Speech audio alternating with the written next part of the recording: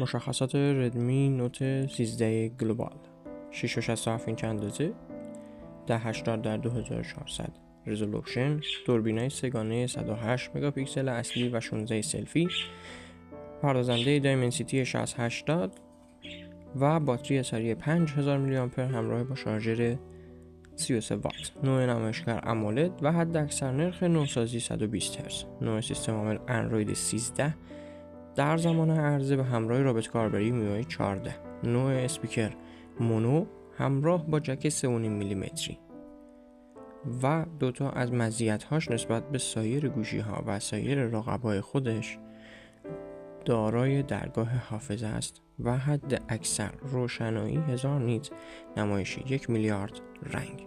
مرسی ازتون که با چنل ما همراه هستین. سابسکرایب کنید، لایک کنید و نظر خودتون رو در مورد شیائومی ردمی نوت 13 گلوبال به ما